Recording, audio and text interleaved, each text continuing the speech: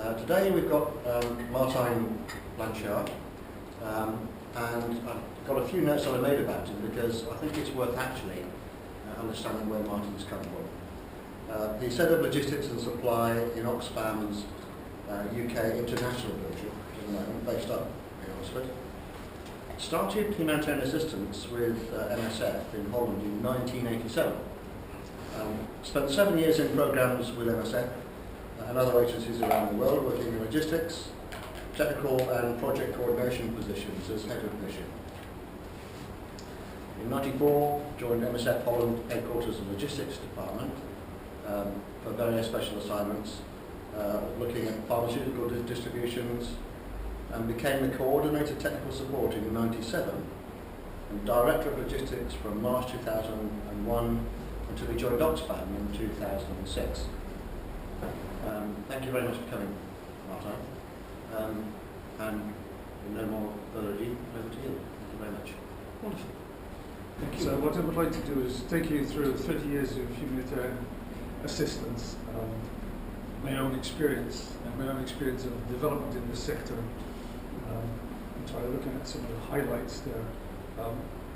I wanted to give you an overview of each decade first, just very briefly.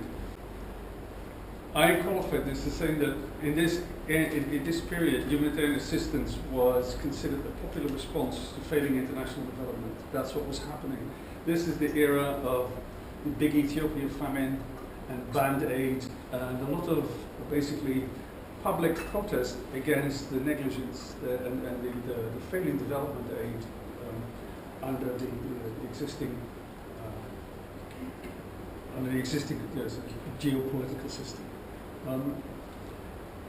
When I started first to do, I looked this up, I thought it was less actually, so but now the revised figures are that in 1986 the global humanitarian assistance, and that is just the money being spent by government, was $1 billion a year.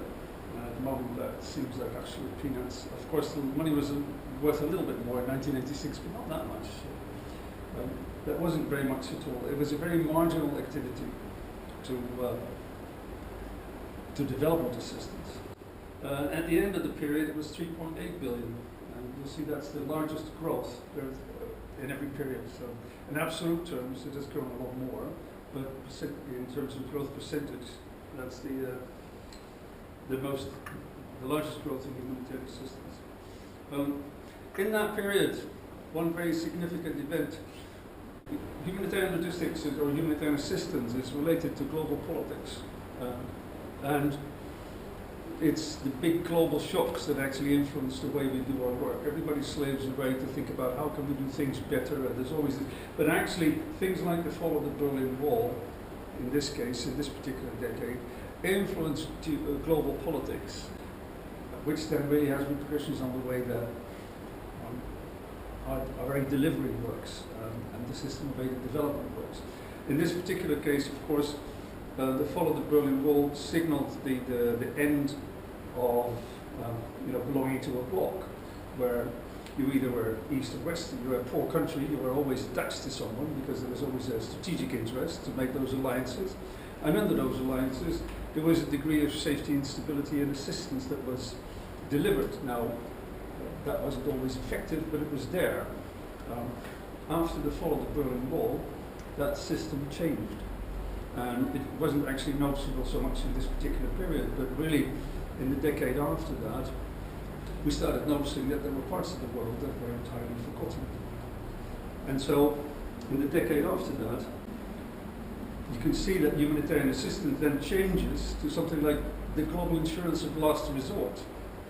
So, and governments get more involved on the back of the popular drive to do more humanitarian assistance, and also on the back of this development, governments get involved in humanitarian assistance and think about situations like the Great Lakes in Bosnia. And if you remember, those in 1996 maybe, the Great Lakes crisis and Bosnia in the same period, started a bit earlier, but ran through the 1990s.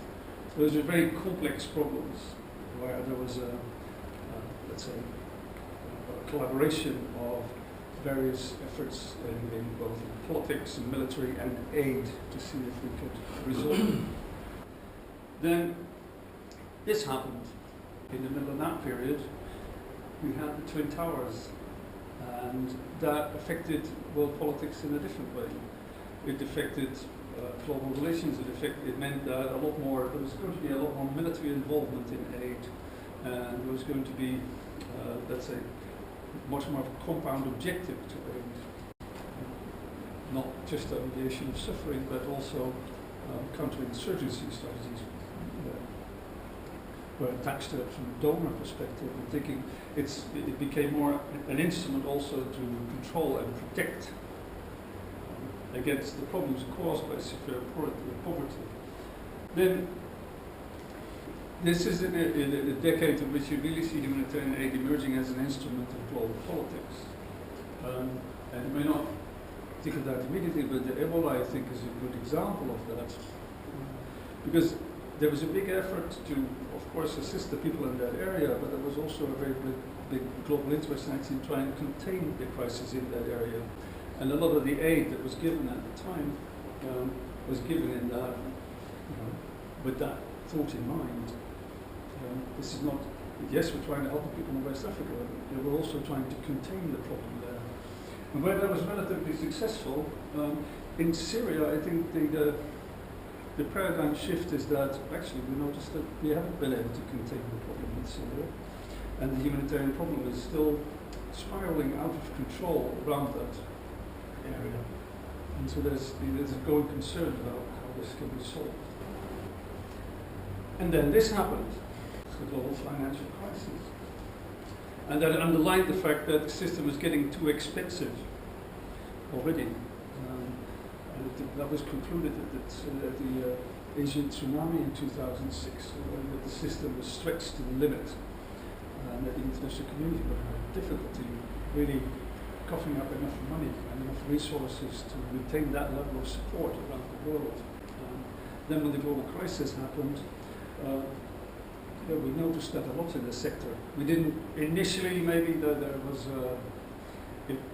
was a bit of a delayed effect on the institutional funding, because they were in 2, 3, 4-year programs.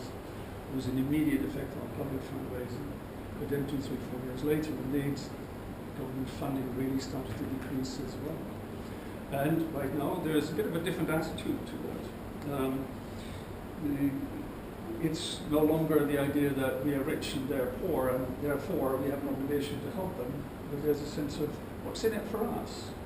Right? Sure, we want to do international assistance, but it's got to be good for us as well, because it's not like we haven't got any problems over here. And I think that's, so there's an attitude change in the whole system that was brought about, well, helped along, I can say, by this particular event.